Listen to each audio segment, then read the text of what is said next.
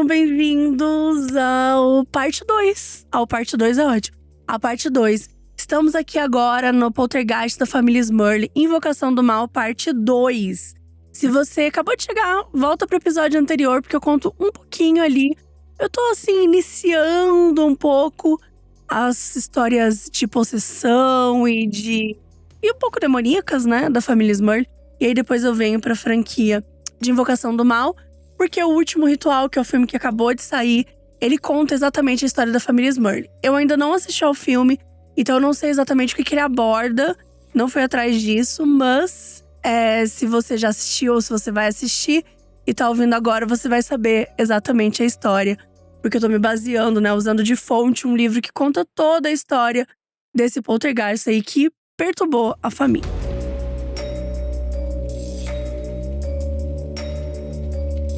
Vamos falar sobre a primeira visita de quem? O casal Warren acabou de chegar no rolê, tá? Então eles acabaram de ficar sabendo sobre a história desse casal e aparecer ali na cidade. Então, no início de 86, o casal Warren decide visitar a família Smurley. Então vai o Ed, a Lorraine Warren e também a Diane Heiss, que é uma pesquisadora e médium da equipe deles. Então eles fazem lá as trouxinhas deles e partem para casa da família Smurley. E quando eles chegam lá, eles notam que a família não corresponde ao perfil típico de lares assombrados, que geralmente é com desordem, com briga, às vezes uma classe social mais baixa. Que cá entre nós, me parece um pouco meio preconceituoso também esse jeito de falar que eles falam, né? Mas é isso, os Smurleys, eles eram organizados, eles eram religiosos, eles eram uma família muito unida. Então, pro Warren, né, a família sem fé, sem Deus, elas eram mais vulneráveis. Só que esse não era o caso da família Smurley. Gente, durante essa visita, o Ed, ele conduziu uma longa entrevista com a Janet e com o Jack, que são, né, o casal, os pais aí da família Smurley, para descartar envolvimento em satanismo, uso de tabuíte com rituais ocultistas. Gente, enfim, ambos negaram, reforçando que a fé deles só havia se fortalecido, né, diante da perseguição. E aí o casal explicou, assim, é muito engraçado, na verdade. Tem até no livro o questionário, assim, sabe? São várias perguntas, tipo… vocês já usaram uma tábua pra falar com o espírito? Vocês já fizeram algum ritual satânico? Tipo assim, umas perguntas meio tranquilas, de repente vai pra umas perguntas mais cabulosas. E então tem esse questionário, dei sim pra tudo, ok? E basicamente eles negaram, né? Falaram que não, que eles… enfim, não fizeram nada disso, que eles não tentaram, né, entrar em contato com espíritos. E daí o casal Warren explicou que, tipo, eles fazem essas perguntas, né, com exemplos, pra explicar, porque às vezes as famílias, né, alguém vai fazer uma brincadeira e daí acaba, né, abrindo um portal, assim, meio que permitindo contato com espíritos. E acaba trazendo as forças demoníacas pra dentro das suas casas. Mas enfim, de novo, não é o caso. Enquanto essa entrevista era conduzida, né, a Diane e a Lorraine foram passear pela casa. E as duas sentiram de imediato, assim, um ar da maldade que pairava ali na casa. Elas entraram no último quarto, né, após ouvirem barulhos, o último quarto sendo do casal. E quando elas abrem um armário, elas sentem um cheiro muito estranho. Um cheiro que é associado ao demônio normalmente, pelo que, né, elas falam. E elas sentiram então a presença dele e que ele não estava afim de ir embora não. Ele era incansável e que a família ia ter que se preparar. E aí elas deram uma rezada, né, antes de descer para dar uma notícia terrível para a família.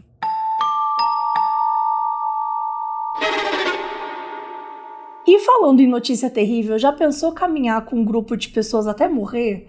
Sim, gente, essa é a premissa de A Longa Marcha, o novo thriller da Paris Filmes que estreia nessa quinta-feira. O filme se passa num futuro distópico em que os Estados Unidos vivem um regime autoritário e aí os jovens se inscrevem num concurso que tem apenas um vencedor. E aí eles precisam caminhar por dias até sobrar uma pessoa só. E tudo isso é televisionado, gente, o país todo assiste. E o Stephen King escreveu esse livro, gente, nos anos 70, quando ele tinha só 19 anos. Mas o livro foi lançado 10 anos depois, ele nem usou o nome dele, ele usou um nome que é o Richard Bachman. E aí eu assisti ao filme, né, e eu adorei como eles constroem essa relação entre esses jovens, né, que estão ali se conhecendo e já são colocados num sistema em que eles precisam competir uns com os outros. Então é muito interessante ver a filosofia de vida deles, as discussões, as interações evoluindo, né, a rivalidade e o desespero também, né, porque a qualquer momento um deles pode levar um tiro se descumprir uma das regras. Quantos quilômetros você acha que conseguiria aguentar? A Longa Marcha estreia nos cinemas dia 18 de setembro, então boa caminhada.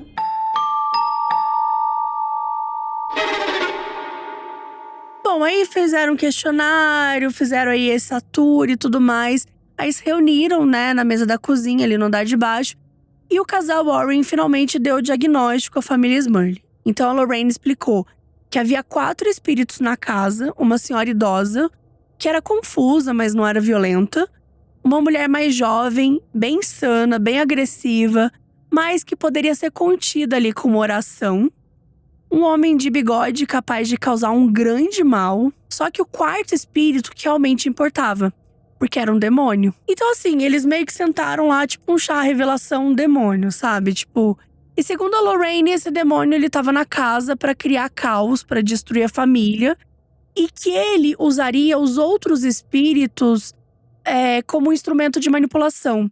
Então, apesar dos outros espíritos não serem necessariamente cruéis ou perigosos, eles acabavam se tornando, porque eles eram marionetes, né, desse demônio. Então, ele acabava controlando esses outros espíritos e é por isso que tanta coisa acontecia na casa. E assim que o Jack ouviu isso, né, ele ficou com muita raiva, ficou muito frustrado, porque, sei lá, pra ele não fazia sentido, sabe, a família dele ser alvo disso. Tipo, por que isso tá acontecendo com a gente? E aí o Ed explicou que ele acreditava que o demônio poderia estar adormecido ali na casa por décadas. E que Gente, vocês estão sentados? E que o que possivelmente teria adormecido… Aliás, adormecido não.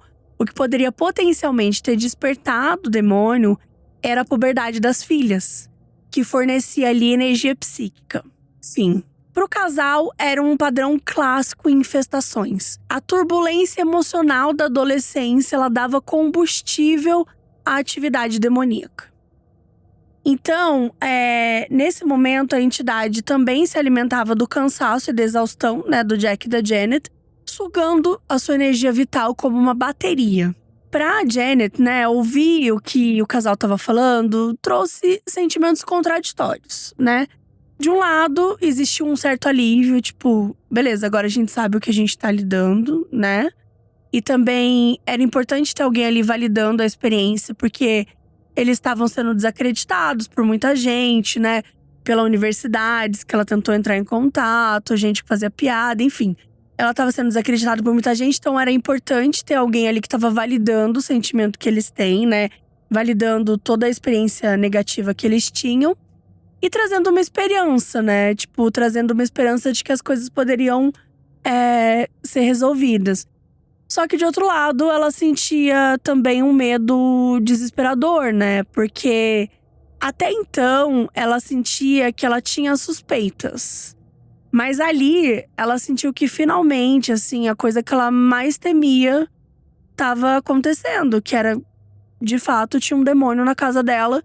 E que ele estava disposto a tudo para destruí-los. E é isso, então a casa tinha todos os sinais clássicos de uma infestação demoníaca, né, para o casal Warren. Inclusive esse espectro, né, que a gente chama de espectro, sombra, já falei isso algumas vezes. Mas é sempre sobre o demônio quando a gente tá falando sobre isso. Essa era a forma principal do demônio, sabe? Então ele aparecia meio curvado. E ele tinha essa coisa de poder manipular, né, a mente com ilusões, além dos outros espíritos e tal. Bom, no dia seguinte, o casal Warren passou o dia ainda com a família Smurley, né? E aí, após o jantar, eles decidiram fazer um experimento no quarto da Janet e do Jack.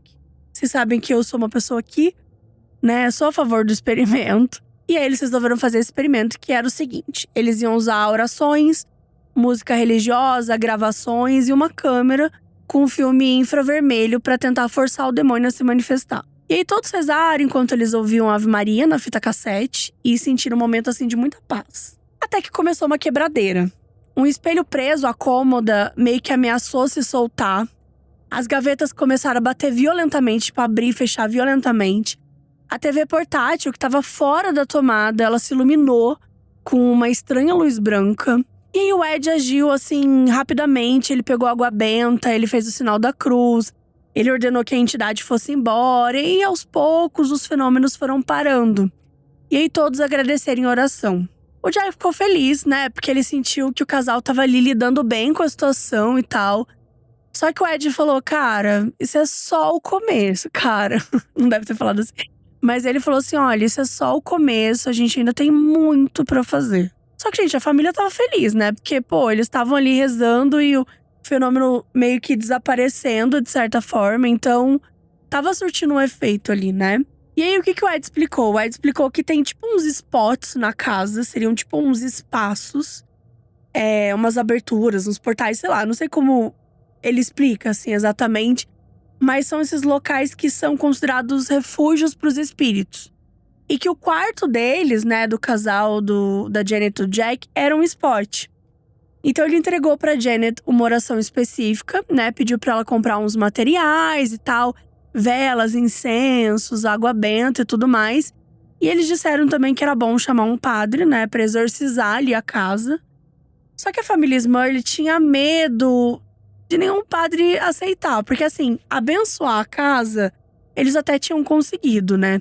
Teve aquele padre lá que não quis fazer nada, mas aí teve uns outros 2 padres que aceitaram abençoar.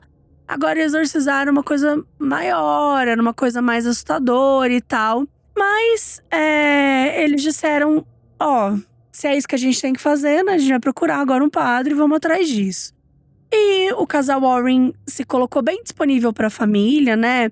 Falou que se fosse necessário, eles enviariam, tipo, uma equipe especial pra cuidar da família. E logo que eles ouviram isso, né, o Jack ficou meio tenso, assim. Falou, olha, mas é que a gente não tem dinheiro pra pagar e tal. E aí, o casal Warren falou que eles não precisavam se preocupar.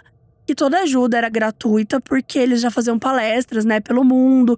Eles recebiam doações, então eles tinham dinheiro suficiente pra conseguir lidar com toda essa situação. Bom, então o casal, agora Jack e Janet, reuniram as filhas, né, pra contar tudo que rolou com a família Warren. E pra tentar acalmá-las de alguma maneira e tal, explicar, olha, a gente tá lidando com isso, vai dar bom, enfim. Não necessariamente eles acreditavam, mas eles precisavam acalmar as crianças, né? Bom, naquela noite, as gêmeas conversavam, né, sobre a presença lá da coisa cinzenta, do espectro, que aparecia pra elas de vez em quando. Até que elas ouviram batidas fortes nas paredes, né? Aquelas batidas bem pesadas, assim, semelhantes a tremores. No quarto do casal, o Jack sofreu ataques de tapas invisíveis. Desculpa, a Janet sofreu esses ataques de tapas invisíveis. Tipo, ela sofria… Ela sentia que ela tava apanhando, mas ela não conseguia ver o que tava batendo nela, entendeu? Então ela sentiu uma dor, meio que atacar mesmo ela, mas ela não conseguia, sabe, tocar, não era nada palpável, assim. E o Jack, ele teve uma estranha sensação de cócegas nos pés. Só que foi muito forte, gente. Não era tipo umas cócegas engraçadinhas, acabou e não. Era tipo uma parada que não parava, assim. Que ele começou a meio que dar uma enlouquecida, sabe? Uma coisa de levar muito tempo, muitos minutos, assim. E ele começou a meio que enlouquecer, assim. E o quarto foi tomado por uma atmosfera sufocante novamente. E uma luz explodiu saindo da TV. Aquela luz branca, sabe? Que já tinha aparecido quando o casal Warren tava fazendo lá aquela sessão de exorcismo. E, gente, o barulho, os fenômenos aconteceram por toda a noite. Assim, as batidas, principalmente, elas não pararam. O Simon, né, que é o pobre do cachorro, ele ficou rondando o corredor. E a família meio que sentiu que ele tava, sabe, vigiando, meio tentando proteger a família, assim. Muito fofo. Só que o barulho só foi parar às 3 da manhã. Aí no dia seguinte, o Ed ligou, né, quis saber da noite deles. E aí o Jack desabafou que ninguém da família tinha energia pra isso. Que ele sentia que não tinha muito o que fazer, enfim, né. Foi conversar e contou pro Ed o que aconteceu. Então a Janet foi procurar o padre local, o Rayleigh. Só que assim, não foi bem como ele imaginou, né. Ele disse que ele tava ocupado com o ensaio de casamento. Gente, assim, imagina, né? Você pode, sei lá, fazer um exorcismo na minha casa, a gente tá sendo, né, possuído pelo demônio. Ó, mas é que eu, pô, tô atrasadíssima, que o ensaio de casamento não vai dar. Assim, não quis lidar, né? E aí, pediu pra ela ligar em algum outro momento. Daí a Janet, assim, ela não queria desistir. Então ela foi na lojinha comprar as coisas, água benta, né, os trem tudo. Aí ela pegou esses objetos e levou na igreja pro padre abençoar. Só que assim, ela pensou, bom, vou contar pra ele, né, o que tá acontecendo aqui pessoalmente. Talvez ele, né, dê mais valor, sei lá, me dê mais atenção. E aí, o padre, tipo, ele meio que abençoou os objetos. Mas ele meio que, tipo assim, ele nem perguntou nada pra ela. Ele foi abençoando. Ai, tô ocupada, tchau. E assim, ela ficou meio, sabe, esperando que ele conversasse com ela. Gente, era uma família que era super devota à igreja, sabe? Eles eram voluntários, eles faziam tudo pela igreja. Tipo, o mínimo que essa igreja podia fazer é ajudar a tirar o demônio daquela casa, né? Pelo amor de Deus. Bom, então a vida continua, tal, beleza. Aí, certo dia, a Dawn, que é a filha mais velha, né, deles, chegou em casa e a maquiagem dela tinha sumido. E aí, nesse dia, ela acabou, sei lá, ela meio que surtou e ela começou a xingar os espíritos, sabe? Tipo, ah, seus filhos da mãe, vocês nem vão maquiar, pra que vocês estão com isso, não sei o quê. Tipo, começou a xingar eles lá. E aí, gente, eles começaram a bater na parede, real, assim, como se tivesse, tipo, respondendo ela na hora, sabe? Daí a Janet saiu correndo e ela pegou o gravador pra registrar esse momento. Porque eu esqueci de falar, mas uma das coisas que a família Warren deixou ali com eles foi um gravador pra que eles pudessem registrar alguns momentos e depois contar o que estava acontecendo. Além do fato de que ela já fazia esses registros. Lembra que eu disse que ela tinha esse diário? Então a Janet escrevia nesse diário tudo que acontecia. Mas agora eles estavam registrando em áudio também. E aí a Janet pensou assim, bom, já que eu estou aqui… né, registrando esses demônios… eu vou aproveitar para fazer umas perguntas, né? Ela resolveu conversar com eles, assim. Então ela estabeleceu um código. Ela falou, ó, galera, uma batida é sim e duas é não. Aí ela perguntou se tinha uma entidade ali e recebeu uma batida. E ela perguntou se, na verdade, ela era o alvo. Mais uma vez, uma batida. E aí ela mencionou o nome de Jesus Cristo. E aí, gente, a reação foi imediata, foi furiosa. Começou, assim, umas batidas violentonas, assim, até ficar ensurdecedor. Tão violenta que também ela foi empurrada pra trás e o gravador caiu no chão. Então, assim, foi uma reação bem mais violenta, né, do que tava sendo até então. E aí, por vários minutos, o quarto foi tomado por esse barulho incessante, até que do nada parou. A Janet, né, deu rapidamente, assim, foi verificar o gravador, confirmou que tudo aquilo tinha sido gravado. Então ela ficou feliz, assim, que ela conseguiu gravar tudo isso pra mostrar pra família Warren e tal. E aí ela pegou, sentou do lado da filha. Daí a filha ficou meio assim, né, tipo… que porra foi essa que acabou de acontecer? Daí ela perguntou, né, pra filha por que ela não tinha fugido e tal. Porque, né, ela acabou presenciando aquela cena toda. E aí ela disse que ela queria, na verdade, ficar ali pra proteger a mãe. Então foi… apesar de ser um momento pesado, foi um momento meio bonito entre as duas. Que elas perceberam que uma podia contar com a outra, sabe? E ficaram mais unidas, assim.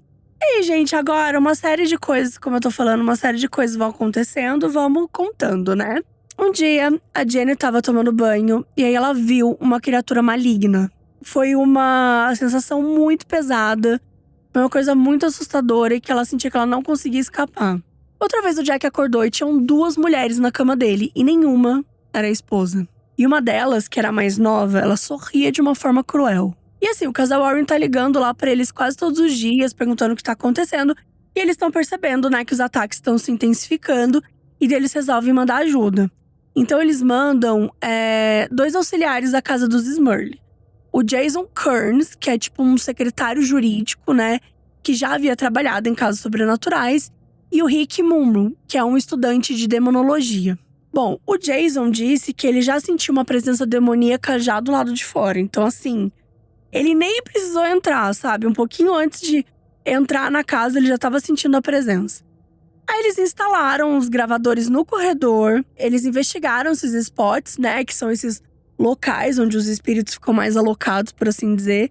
E eles fizeram mais entrevistas com a família Smurley ali. E aí, no dia seguinte, eles coletaram evidências diretas de batidas sem explicação, vozes abafadas, cadeira movendo sozinha, assim, durante uma entrevista, palavrão sendo sussurrado atrás do Rick. E aí eles foram, né, reportando tudo isso pro casal Warren e tal. E daí eles realmente concluem que sim, os fenômenos estão cada vez mais intensos e tão piores, né? Tipo, a situação tá bem delicada. Bom, um tempo depois, o casal Warren visita de novo a casa. E aí a Lorraine, um dia, ela abre um diário com umas capas de couro, assim. E ela começa a explicar algumas coisas pro casal. Ela conta que essa forma cinzenta, né? Essa sombra curvada, o demônio, enfim. Que ele pode surgir e desaparecer em qualquer lugar. E que ele exerce uma hipnose telepática poderosa sobre as pessoas. Então, assim, até como exemplo, ela cita uma mulher que ela acreditou ver o seu quarto explodir em chamas, quando na verdade era uma ilusão criada pelo demônio. Então, inclusive, isso aparece muito em filme de terror, né?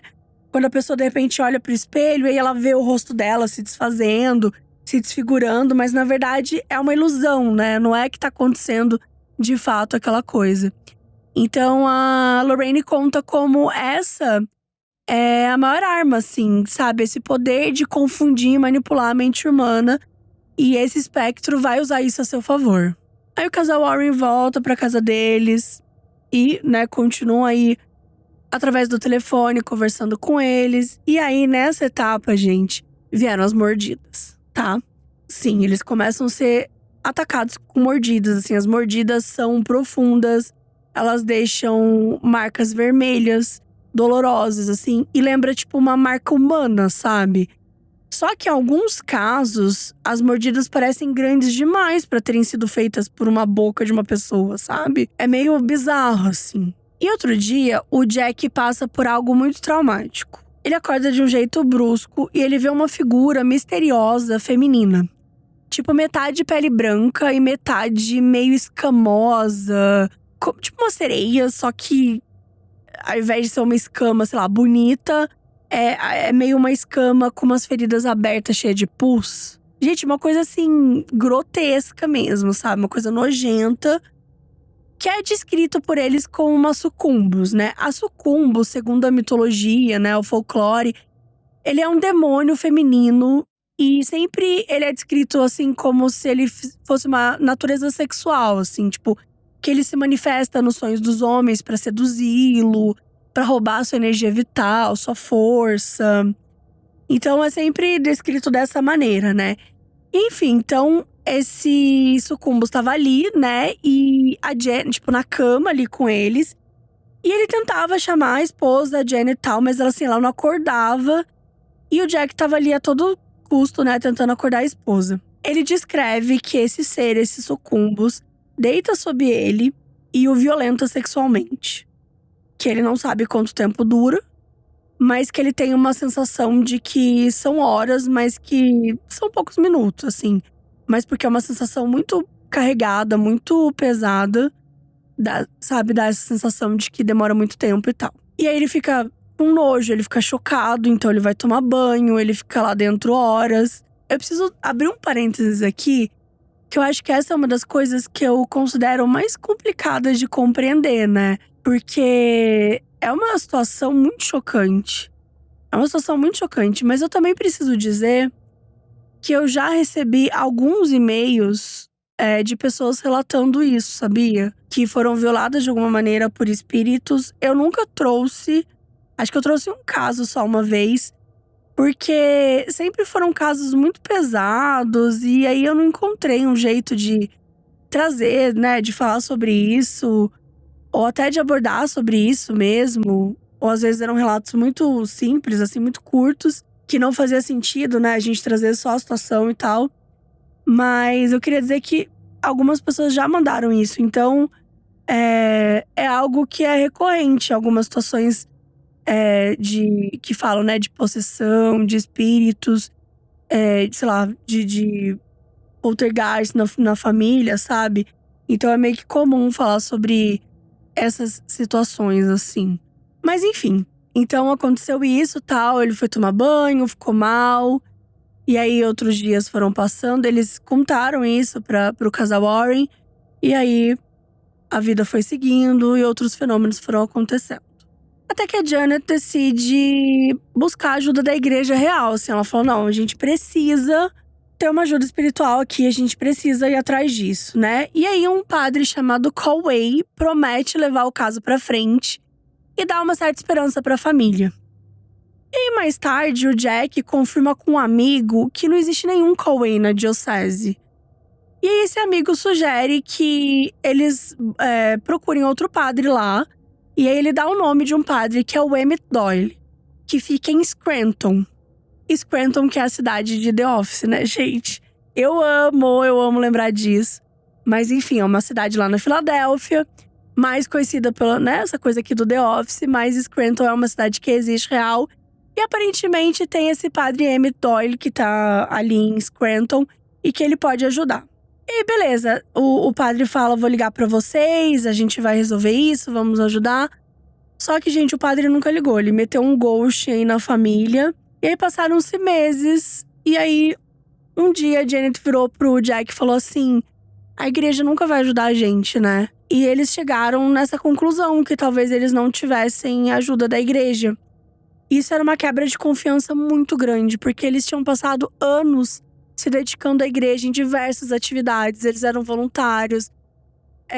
A própria Janet, assim, se dedicava totalmente, assim, o trabalho dela era na igreja, naquele clube que eu falei antes. O marido dela trabalhava na fábrica, mas ele foi secretário do clube. Então, assim, todas as atividades das crianças eram relacionadas à igreja, as atividades de comunidade. Então, pra família, foi uma quebra muito dura, assim, sabe? Eles sentiram que eles não podiam contar com a igreja do jeito que eles gostariam e que eles esperavam, né? Então foi um momento muito de quebra aí de confiança pra eles. Só que essa fase passou. E aí veio o primeiro exorcismo.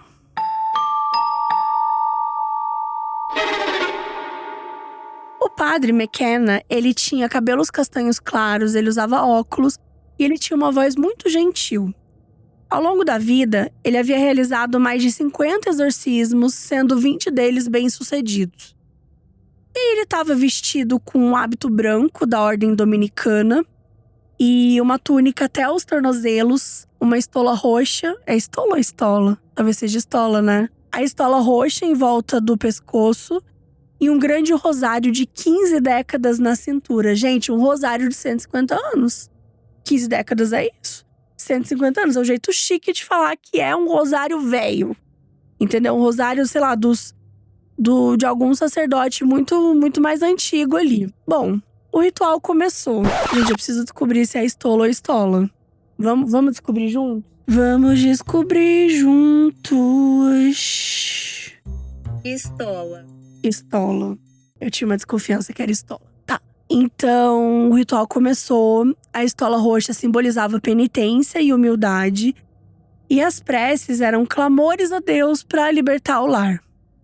O padre invocava em voz alta que o diabo fosse expulso, exigindo em nome de Cristo, da Virgem Maria e dos santos que o espírito deixasse imediatamente a casa. E a cada quarto, o padre jogava água benta e rezava em latim. Então ele estava ali abençoando a casa toda, né? E aí, enquanto eles rezavam ali num altar meio improvisado que eles fizeram, eles ouviram do andar de cima um choro e grito de uma criança assim em fúria. E aí a cozinha, portas e armários começavam a bater, tipo as gavetas abrir e fechar.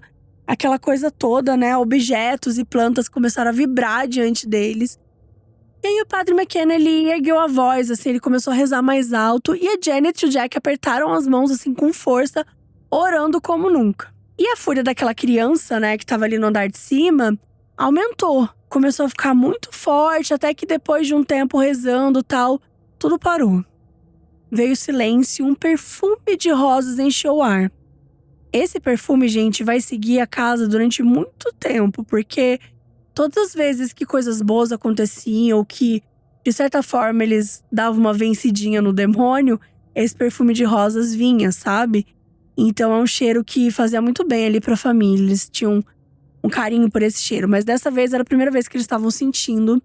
Pro padre fazer o exorcismo, né? Tem várias preparações físicas e espirituais que ele fazia antes. Tipo, ele tem que ficar um jejum parcial de 3 dias. Então, muitas coisas, assim. Aí, quando tudo acabou ali, a reza, A família ofereceu o jantar pra ele, né? Mas ele recusou. Ele aceitou só uma xícara de chocolate quente e um pedacinho de bolo. E antes de partir, o padre avisou: não deem reconhecimento ao demônio. Isso é o pior que se pode fazer. No sentido de, tipo assim, não afirma que ele tá lá, sabe? Tipo, não dê força pra ele, assim. Não fica falando sobre, olha lá, eu vi tal coisa, eu vi nananã. Que é o contrário de tudo que eles fazem, né? Só que eles… Tipo assim, o Jack falou, cara, isso é muito difícil, assim. É muito difícil a gente fazer isso, né? E aí ele falou, mas é aí que vocês devem se ajudar, sabe? Sejam firmes, não falem dele, as coisas vão melhorar. E depois de uma bênção geral ali na casa, ele se despediu. E a Janet ficou muito emocionada. Ela, assim, agradeceu diversas vezes. E aí os Smurls voltaram pra dentro, né? Com uma sensação, assim, de euforia, de alegria. Talvez, né? Finalmente o demônio tivesse sido expulso.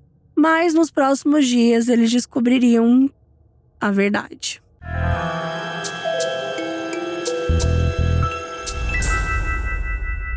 Bom, gente, nos dias seguintes, o casal Warren ficou em contato com a família Smurl e nada. As coisas continuaram acontecendo, fedor, objetos sumindo, espírito aparecendo, ataques violentos, vozes.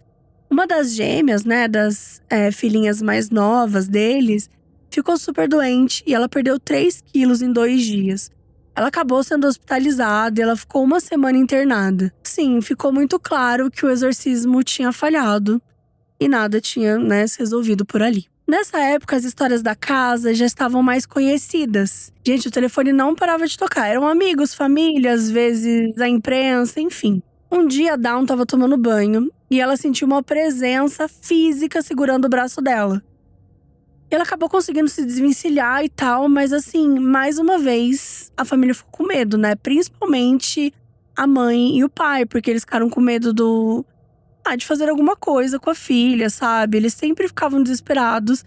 Eu brinquei, né, no primeiro episódio, que a mãe rifou a vida dos dois, né? Ela falou, olha, demônio, se quiser levar, leva eu e o meu marido, mas minhas filhas você não toca. Então, assim, eles estavam sempre fazendo esse pedido, né? Eles pediam para que eles não tocassem nas crianças, para que nada acontecesse com as crianças.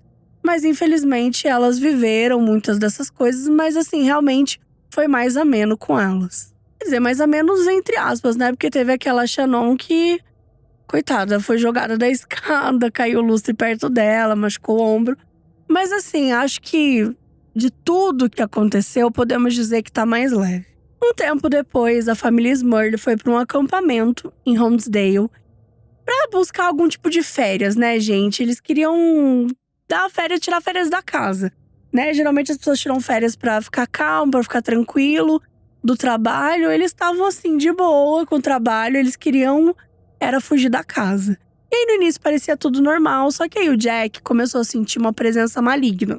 Só que ele ficou meio quieto, ele falou, não vou falar sobre isso, não vou trazer esse assunto, vou deixar abaixo. E aí durante o dia, pequenos sinais assim foram surgindo, sabe? Assim, uma coisinha estranha aqui e ali. Quando chegou a noite, pá, o Jack viu uma aparição. Era uma garota loira, em trajes coloniais, que sorria pra ele, assim. E, tipo, ela ficava imóvel. E antes de desaparecer e reaparecer. Então, tipo assim, ela dava um sorriso, parada, assim, daí ela sumia e desaparecia. Meio como se ela estivesse piscando, assim, sabe? E até nesse momento, ele tava com o Simon, com o cachorro, que ele é bem dócil, bem fofinho. Ele começou a rosnar sem parar, assim, pro nada, sabe? E, na verdade, era em direção dessa menina. Então, o Jack meio que percebeu que não só ele estava vendo, como o Simon também estava vendo essa figura junto com ele. E aí, o Jack chegou com uma lanterna, assim, pra tentar ir atrás, mas ela acabou desaparecendo. Bom, terminou as férias deles, eles voltaram pra casa, daí eles conversaram entre si, né, o Jack e a Janet. E aí, eles perceberam que sim, os fenômenos, né, ali sobrenaturais haviam seguido ele. De certa forma, o casal Warren tinha alertado que o demônio poderia acompanhá-los fora da casa, mas até então, a única experiência que eles tiveram tinha sido positiva. Quando eles foram para um outro acampamento, foi feliz, eles passaram o final de semana ótimo. Dessa vez, eles passaram uma semana fora. E, gente, deu merda. O demônio foi junto. E na estrada, né, a prova final pro Jack foi quando a van inteira foi sacudida assim por fortes vibrações inexplicáveis, num ponto que ele teve que parar até dar uma, sabe, melhorada e aí sim continuar pegando a estrada. E vamos de mais um fenômeno paranormal, gente. A Jenny tava sozinha em casa, certo dia. Ela acabou adormecendo assim no sofá. E aí ela tava com muita dor de cabeça. E aí durante o sono, ela sentiu assim uns toques sugestivos, sabe? Tipo, bem de levinho e tal. Só que de repente isso se transformou num ataque brutal, assim. Mãos invisíveis começaram a estrangular ela. Ela sentiu uma coisa muito forte no pescoço e ela tava, tipo, sozinha. Ela não conseguia gritar, porque aquilo tava enforcando ela. E ela foi arremessada, assim, do sofá. E ela… Nesse dia, ela meio que sentiu, bom, é hoje que eu vou morrer. E aí, no auge do ataque, a Janet lembrou do conselho do Ed, né? Dela se imaginar envolta pela luz ali de Jesus Cristo. Dela ficar, tipo, imaginando coisas boas, coisas positivas. E nesse momento, o Simon, né, o cachorrinho, ele entrou no cômodo e tentou atacar o que tava atacando ela. Né? Ele tava percebendo ali uma presença hostil. E aí, enquanto isso, ela tava ali mentalmente, tipo, se entregando àquela luz, à energia de Jesus Cristo. E aí, a pressão no pescoço dela foi diminuindo, diminuindo, diminuindo. Finalmente, ela conseguiu se levantar e aí ela conseguiu espirrar água benta. E ela se libertou ali totalmente daquele ataque. E aí, ela ficou muito em choque, começou a chorar, teve uma crise de choro muito forte. E aí, quando chegou a noite, o marido estava em casa, ela contou tudo pra ele, aí ele abraçou ela. E eles agradeceram a Deus pela vida dela, por ela ter conseguido lidar com essa situação. E aí o Jack ligou, né, pro casal Warren, contou tudo o que aconteceu. E eles decidiram apelar para um segundo exorcismo. E bora chamar o padre McKenna de novo, porque ele é o único que topou, né? Então foi lá ele jejuar novamente, 3 dias, aquela coisa. E aí foi pra casa da família realizar aí novamente o evento. Dessa vez, o exorcismo foi mais curto. Ele jogou água benta em todos os cômodos. Ele orou em latim, ele abençoou individualmente cada membro da família. Inclusive o Simon, o cachorrinho, né, gente? Porque ele também era atacado, tadinho. E durante o ritual, assim, o demônio não se manifestou. Não falou nada. E a família ficou muito feliz, né? Na verdade, ficou mais esperançosa. E só pra contar um pouquinho, nessa época, como eu disse, todo mundo já sabia, né, sobre essas histórias. E todo mundo também sabia quando ia acontecer um evento como esse. Então, por exemplo, vai ter um segundo exorcismo da casa. Então, os vizinhos ficavam na varanda, observando, tipo, o padre chegar. Ficavam olhando pra casa, meio assustados, meio curiosos. Aquela coisa meio mórbida mesmo, tipo, o que será que vai acontecer com a família? Então tava assim, o alvoroço tava assim, tipo, não era um evento só da casa, sabe? Era um evento ali daquela rua, de chegar gente, passar por ali na frente. Aquela coisa, né, da galera fuxicando. Bom, mas voltando ali pro ritual, o padre fez isso, tal, o demônio não se manifestou. E aí, quando o McKenna se despediu, ele pegou o carro e ele dirigiu, né, de volta pra casa dele. Ele morava num outro estado. E ele tava com uma sensação muito ruim. Ele não valorizou, assim, sabe? Ele sentiu que, tipo, cara, hoje não rolou. Esse exorcismo, ele não sentiu que deu em alguma coisa. Ele tava com uma sensação muito ruim. E aí, assim que ele chegou em casa, né, ele ligou pra família Smurley e eles confirmaram que tava tudo ok. Eles estavam super esperançosos. A Jenny, toda vez que rolava um exorcismo, ela não, resolveu, é isso, não vai mais aparecer. Tipo, ela tava assim, aceitando, entendeu? E aí, beleza, o padre se despediu, foi dormir. Só que ele foi dormir com uma sensação ruim, que ele não sabia explicar o porquê. Fato é que eles tiveram, sim, algumas semanas de paz. Mas foram só semanas. Então, não dá pra dizer que esse exorcismo funcionou de novo, né, gente? Uns dias depois, o Jack tava lá dormindo, né? Um momento raro de tranquilidade, quando um barulho muito forte de batida na parede. A Jenny também acordou e eles continuaram ouvindo os ruídos enquanto eles tentavam acalmar as filhas, né? Porque elas acordaram assustadas também ouvindo aquele barulho e tal. E após 1 hora, os barulhos cessaram e as meninas voltaram a dormir. O Jack e a Jenny ficaram assim, acordados, aterrorizados. Eles discutiram mais uma vez sobre tornar a história pública. Mas, gente, pra Janet, assustava mais tornar aquilo público, mais eles ficarem famosos do que ser atacada por um demônio. Ela tinha muito mais medo da imprensa e do público em geral. E ela tava certa, né, gente? Porque a imprensa e o público é infernal. E, enfim, a gente sabe que eles estão bem próximos do demônio. Continuou rolando a atividade demoníaca pra caralho, tá? Janet e Jack sacudidos na cama, levitando, a cama levitando, eles levitando, xícara se espatifando pelo chão, aquela desgraça.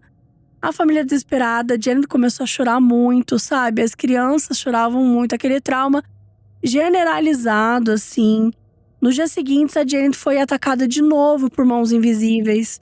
A figura do demônio voltou, o colchão levitou de novo, aquela desgraça. A Janet até viu uma senhora idosa, de aparência calma, assim. E aí, num outro dia, ela viu uma mulher feita de uma luz dourada. Uma mulher que não parecia boazinha, sabe? Ela tinha um ar bem maligno. E a Janet começou a ficar brava, sabe? Ela meio, sei lá, tipo, ela começou a sentir que… Começou a ficar meio puta com o Jack, eles começaram a ter umas brigas. E aí eles sentiram que os demônios estavam ali atuando pra fazer alguma coisa, sabe? Tipo, manipulando as emoções dela, como, né, o casal Warren já tinha comentado. Bom, é isso, gente. Então, depois do segundo exorcismo, o demônio continuava ali ativo na casa da família Smurl, né? O Ed, a Lorraine e a equipe, eles mantinham contato frequente com a família, tentando oferecer apoio, mas eles já admitiam que a situação estava fora de controle. E eles usaram o caso de Amityville como exemplo, né, de até onde uma infestação pode chegar. Que é uma possessão total, né, como no assassinato ali cometido pelo Ronald DeFeo. E a preocupação central da família era de que algo semelhante pudesse acontecer. Porque o demônio, ele não só perturbava a rotina da família, mas ele também ameaçava, né, tomar o controle de alguém, possuir alguém, levava a atos violentos, né. E aí, a família começou a cogitar, vender, abandonar a casa.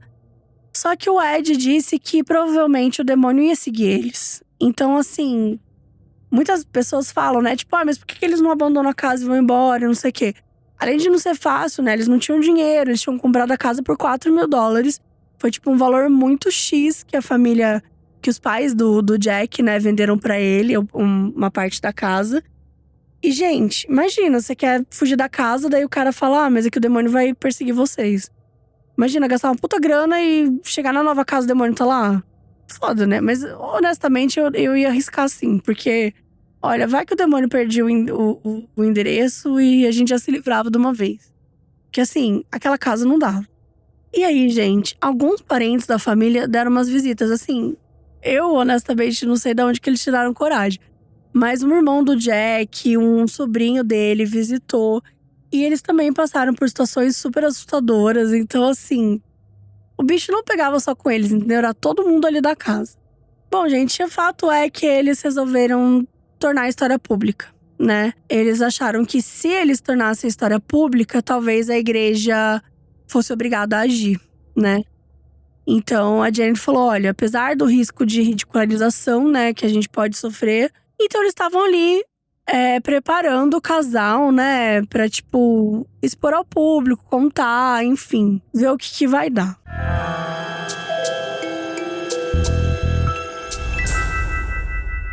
Gente, a Mary foi entrevistada, né, e aí eles estavam contando a questão do acampamento. Tipo, eles ficaram fora de casa, né, por uma semana, tá, eles foram se hospedar no campo. E aí, assim, nada aconteceu nesse período, foi um momento bem de paz, assim, só que aí levou a uma reflexão. Porque, tipo, querendo ou não, eles já tinham, né, sido forçados a mudar, como eu comecei contando essa história, gente. Eles viveram o furacão Agnes, né, eles tiveram a casa inundada por 4 metros, passaram por uma situação horrível.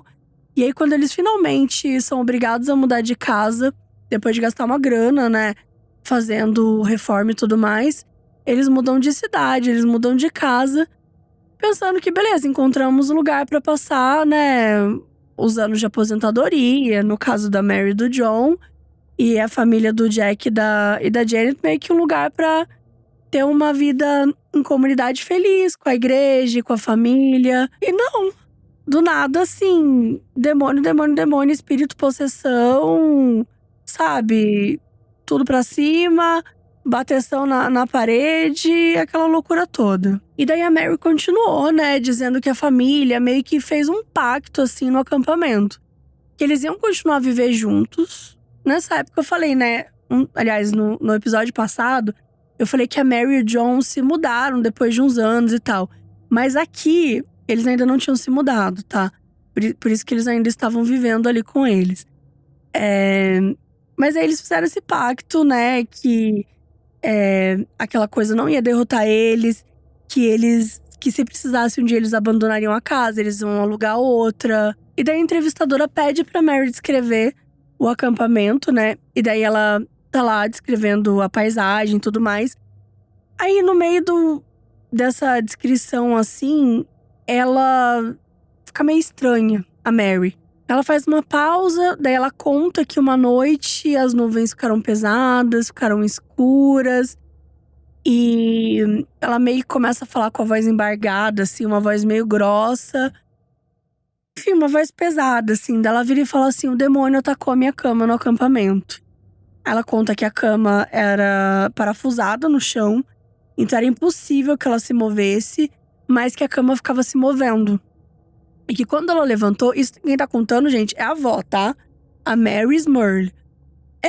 E que quando ela levantou, que ela viu a cama se movendo pra esquerda e pra direita.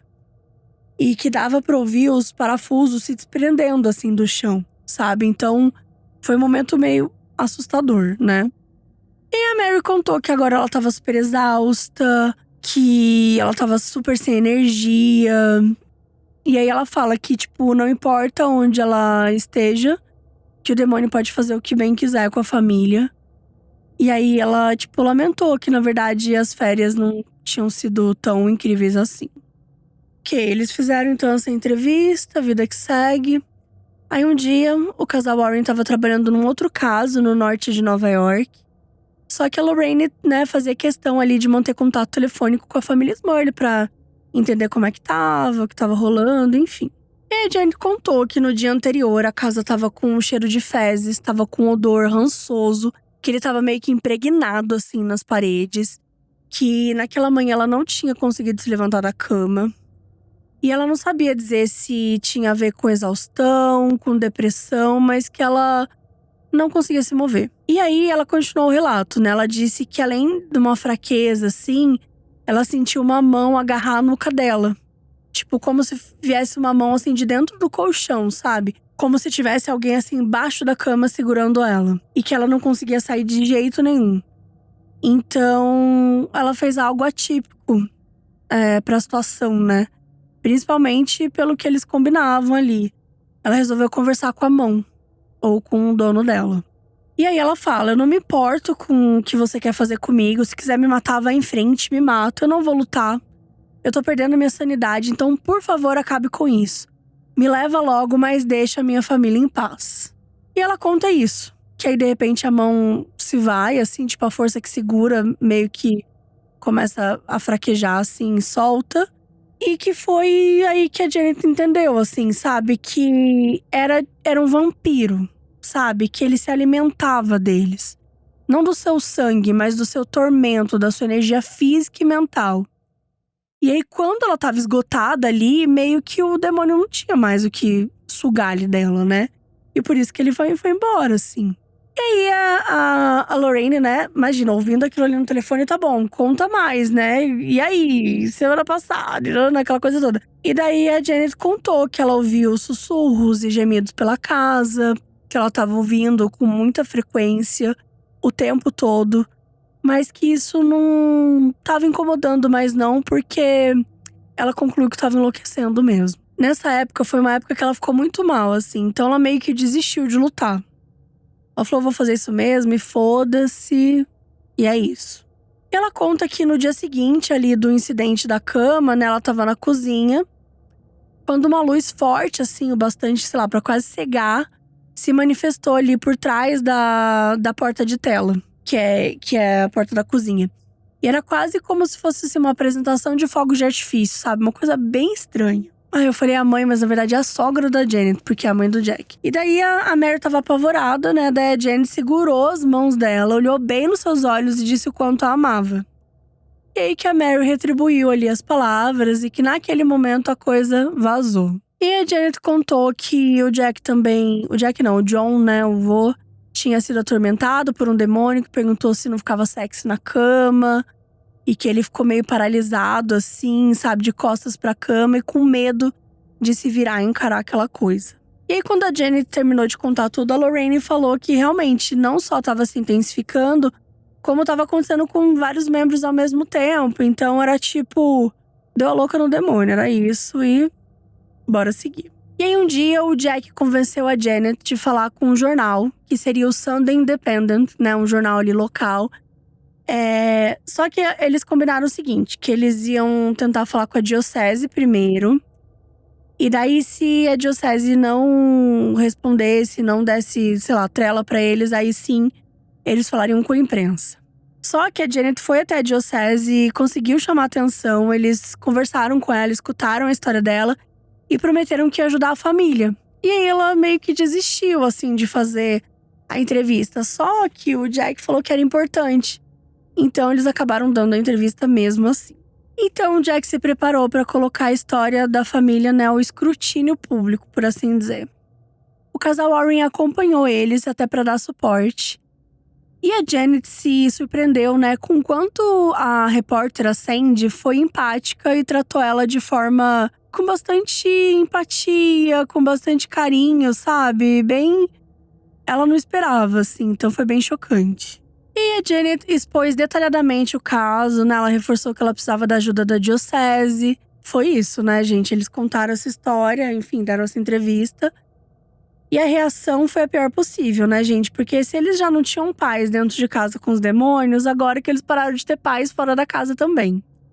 Vários veículos começaram a estacionar em frente à casa, observando cada movimento lá dentro. As pessoas passavam devagar em frente à casa, apontando e cochichando em meio a risadas. Antes eram umas pessoas ali, tipo vizinhos e tal, mas dessa vez era realmente a imprensa. Pessoas trepavam nas árvores do terreno, sabe? Pra ver se conseguiam ver alguma coisa lá dentro da casa. Gente, simplesmente algumas pessoas levaram cadeiras de praia e cooler cheio de cerveja pra ficar lá assistindo como se fosse um espetáculo. Eles passaram a receber ligação de todos os veículos de imprensa possíveis. E a entrevista para um jornal local, né, um policial, começou a fazer ronda ali na Rua dos Smurley. E ele descreveu a situação como uma mistura de um show de rock com um culto religioso. E aí, gente, vários investigadores paranormais resolveram ir à casa e eles foram recebidos pela família.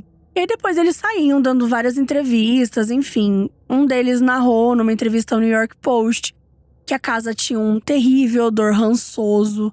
Que mesmo, tipo assim, que ela tava limpa, organizada, sabe? Mas que, tipo, lá dentro a temperatura era super fria e era, tipo, um cheiro muito grotesco. E aí, com tudo isso, a Janet falou pro casal Warren que eles tinham sido amaldiçoados pelo demônio e agora pela imprensa, assim. Eles tinham perdido a privacidade deles e eles estavam realmente arrependidos de levar a história a público. E olha, gente, nas semanas seguintes, eles vivenciaram tudo que é de pior e melhor na humanidade. Então, por um lado, muita gente aparecia na casa deles para oferecer orações, amuletos, terços, rosários.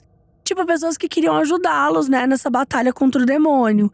Eles receberam também milhares de correspondências, assim, um número grotesco, gente, bizarro. E inclusive do Brasil, tá? Foram muitas correspondências, sabe? Foram, assim, vários países ali próximos e tal. E uma onda de positividade realmente cercou eles, assim, sabe? Eles ficaram muito felizes. Só que, por outro lado, né, abutres da imprensa sensacionalista, era um assédio constante, não importava o dia. E não só assediando eles, mas as crianças também. As crianças saíam de casa, a imprensa tentava, sabe, pegar aspas delas, pegar, tipo, qualquer informação que eles pudessem. E eles passaram a ser cercados por multidão. Gente, do nada, de um dia pro outro, eles viraram astros, assim. Foi uma coisa bizarra. As pessoas ficavam perguntando onde eles estavam indo, sabe? Tipo assim, privacidade zero. E aí, gente, vizinhos passaram a relatar ocorrências nas suas casas também. Então, ocorrências semelhantes, né? O que atormentava ali a família Smurley. Então, tipo, odor forte, barulho no meio da noite, sono interrompido. E o Jack e a Janet, entraram em contato com alguns vizinhos e tal, eles se desculparam, mas assim, eles não tinham culpa, né, gente? E aí uma rede de TV local fez uma pesquisa com os telespectadores para saber se eles acreditavam na família Smurl. E 25% das pessoas chamavam eles de charlatões em busca de atenção. E a Janet tentou ver pelo lado positivo, porque afinal de contas, gente, se 25% acha eles charlatões, 75% acreditando, né? Então assim, ao meu ver, tá ótimo. Mas enfim, naquele dia ela foi pra cama com uma sensação positiva, né? Enfim, era algo a se comemorar, né? Afinal de contas, as pessoas estavam acreditando neles. Mas enquanto ela tava ali feliz, pensando, ai que legal que tá acontecendo isso e tal, do nada, o Jack volta super esquisito. E aí ele conta que enquanto ele escovava os dentes, ele viu um rosto no espelho que não pertencia a ele. Era um homem mais velho, assim, com a pele descolando do rosto, assim, claramente em decomposição. E aí, gente, a Janet percebeu que, assim, não adiantava nada positivo acontecer na vida deles. Nada. A maldição continuava, as pessoas acreditando ou não, e a família tava fadada a ser atormentada. E aí, a diocese ficou puta que a família Smurl levou a público a história. Então assim, se a família Smurl estava sendo atormentada e assediada pela imprensa, os padres começaram a receber um pedacinho disso. Não vou dizer que eles estavam sendo assediados totalmente pela imprensa, mas assim, 10% do assédio da família estava indo pros padres. A ligação o tempo todo pra diocese, chamava o padre, né, pra vocês têm que ajudar essa família, a família tá atormentada, enfim, aquele surto. E aí, gente, o padre Doyle, lembra? Que tem uma vasta experiência com exorcismo. Ele ligou lá pra família e falou assim, olha, a gente não vai ajudar vocês não. Não conte com a diocese. Aquela diocese de Scranton. Não conte. E aí, enquanto isso, né, no meio dessa loucura toda, a saúde do Jack tava bem ruim, assim. Começou a se deteriorar. Então, eles precisavam receber ajuda urgente. E o casal Warren, eles querem muito ajudar, só que sem a ajuda da diocese, eles sentem que eles ficam meio de mãos atadas. E aí quem entra na jogada é Erin Turner. Ele era um amigo, assim, de longa data dos Smurl. E não aquele tipo de amigo que tá ali o tempo todo junto, mas aquele amigo que tá sempre ligando durante o ano pra saber como é que tá, enfim. E coincidentemente, ele liga um dia que a família tá no acampamento. Só que o telefone é atendido. E segundo Turner, quem atende é uma garotinha que devia ter ali entre 6 e 8 anos de idade pela voz. E que ela soltou uma risada maléfica assim que ele atendeu, falando assim, eles não moram mais aqui. E desligou. Então, gente, ele é um amigo que ele viu ali a seriedade da situação, né? Viu também a comoção que tava rolando após a entrevista e tal. E ele resolveu que ele ia ajudar a família. Ele organizou, então, um grupo de oração, uma verdadeira força-tarefa divina ali, que contava com 50 mulheres e 20 homens da Liga do Sagrado Coração de Maria de Kingston. Então, assim, velas foram acesas por toda a residência e essas dezenas de pessoas passaram horas e mais horas emitindo cânticos sagrados ali para tentar expulsar os demônios.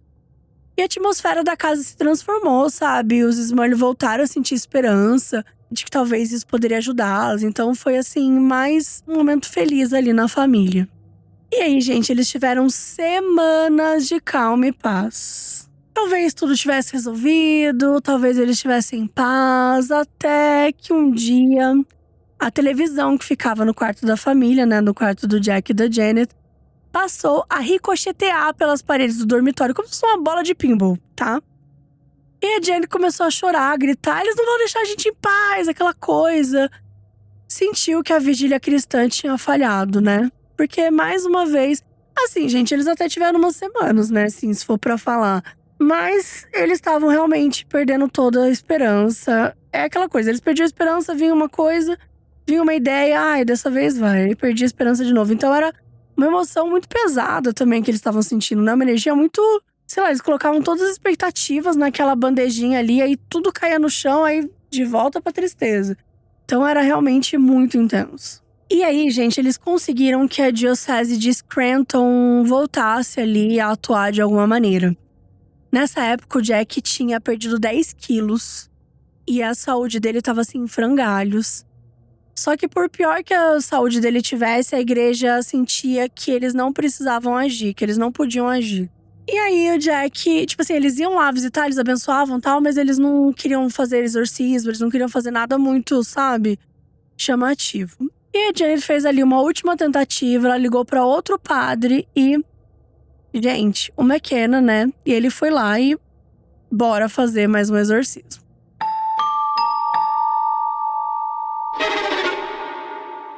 E bora jejum, bora pegar o carro, viajar pra outro estado, encarar o demônio de novo. O padre McKenna tava lá, né? Ele tava dando o seu sangue. E dessa vez ele orientou a família, né, a rezar junto com ele. Em cada canto da casa, né, ele jogava água benta, ele fazia oração em latim, cantava, nananã. E durante o exorcismo nada aconteceu. A Janet falava, né, que era como se o demônio morresse de medo, assim, desse padre. E aí o padre fez o exorcismo, foi embora, beleza. E aí a noite seguiu em paz, tranquilo. E aí aquele grupo de oração daquelas mulheres, 50 mulheres, 20 homens, voltaram nos próximos dias, né, que se seguiram, continuaram suas orações por várias horas. E aí, gente, aquele aroma das rosas voltou, né?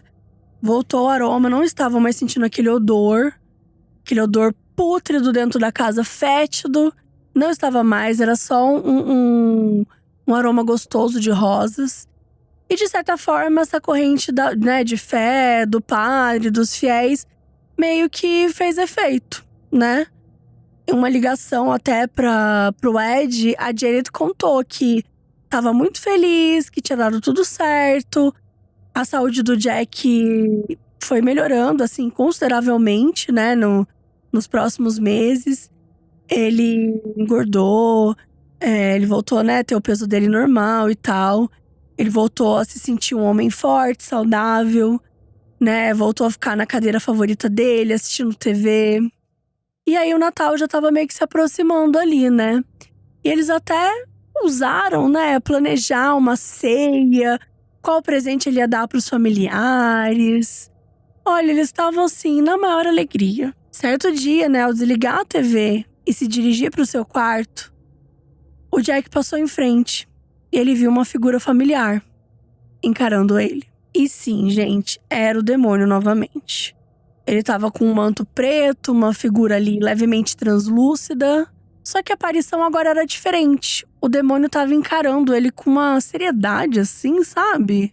E aí, o Jack sentiu que dessa vez o demônio não tava querendo atormentar a família. Ele tinha voltado pra possuir o corpo dele. Ele sentiu que o demônio passou a se aproximar do Jack. Então ele ia chegando mais perto, tal. Só que, gente, ele falou não. A gente passou por meses, a gente tá em meses em paz. Não vai ser agora que esse cara vai me seguir. Não vai ser agora que esse demônio vai me possuir. Ele agarrou firmemente o terço, ele passou a proferir uma oração que o casal Warren, né, tinha ensinado pra ele. E a voz dele tava cada vez mais forte, cada vez mais determinada. O demônio foi recuando e aí ele sentiu que ele venceu. O Jack pensou, bom, eu venci, mas eu venci uma batalha, né? Como eu sei que esse demônio não desiste, eu tenho que resolver mais coisa por aí. Nessa noite, eles começaram a ouvir estrondos, mas não da parede, da fundação da casa. Tipo, lá de baixo. Era como se um terremoto particular tava atacando a casa. Gente, era uma coisa assim tão pesada, tão forte. Mas passou. E aí chegou o Natal, com algumas ocorrências do tipo, mas assim, espaçadas, tal. E aí chegou o ano de 1987, sim, gente. Tudo o que descrevemos até agora, os 3 exorcismos, todas as aparições, todos os demônios, todas aquelas coisas todas, aconteceu no ano de 1986. Então só agora a gente está iniciando 1987. E com esse novo ano, será que teremos novas emoções?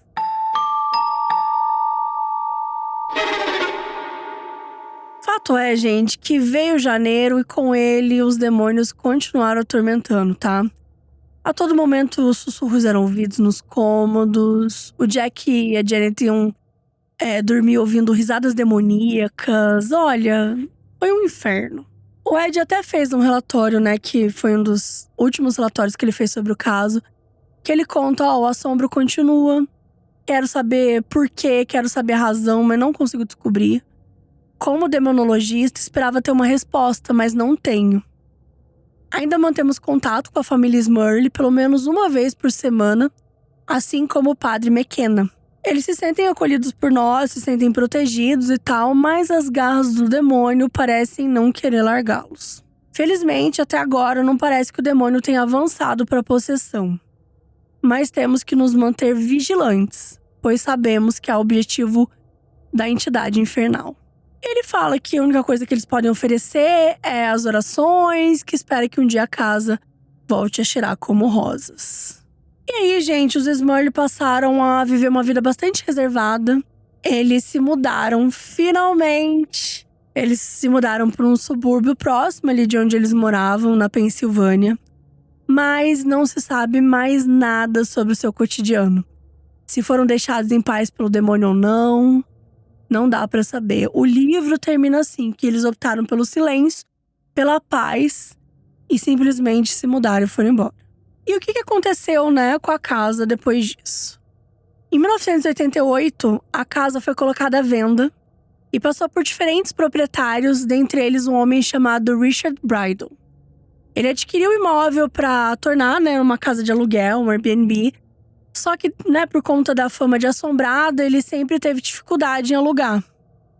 O que eu acho que é uma coisa que só poderia acontecer nos anos 80, porque hoje em dia, essa casa estaria com todos os dias alugados, né? Que a gente sabe que o povo hoje gosta de alugar uma casa mal assombrada, né? Hoje chama atenção, olha que maluco, olha que doido como os contextos sociais, né, mudam. A gente fala muito sobre isso no Modus Operandi, a gente fala muito sobre isso aqui no Caso Bizarro. E olha um exemplo de um contexto, sei lá, cultural diferente. Nos anos 80, alugar uma casa assombrada, jamais, por nada, ninguém aí tem coragem. Mas hoje em dia, isso virou uma coisa engraçada. Vai virar um vídeo no TikTok, vai virar uma trend, vai virar um negócio, né? Então, acho que é uma coisa interessante de trazer, sabe? Como tem um pouco dessa mudança. Enfim, vivemos, né, na era da sociedade do espetáculo, então a gente sabe como seria. Bom, mas estamos ali nos anos 80, o auge do Satanic Panic, né? Então, dá pra entender a dificuldade da pessoa de vender casa, de alugar a casa com essa fama. Bom, um tempo depois, uma mulher chamada Deborah Owens resolveu comprar a casa. E pouco tempo depois de fechar o negócio, ela contou numa entrevista pra uma… né, porque imagina, virou aquela coisa, né? Uma TV local, outros veículos de imprensa foram lá entrevistá-la. E ela falou que não aconteceu nada de anormal, que não sofreu nada sobrenatural na casa, que vivia tranquilamente. Mas com o interesse, né, renovado pela história, com a chegada da franquia, né, Invocação do Mal, e com tudo, né, hoje você tem diversos podcasts contando a história da família Smurley, contando um pouco desse poltergeist, né, que perturbou essa família aí durante uns anos. E, gente, com tudo isso rolando, hoje em dia, a casa voltou a chamar a atenção das pessoas, né? Então, tem vários vídeos surgindo, mostrando que a história nunca vai deixar, né, de chamar a atenção das pessoas.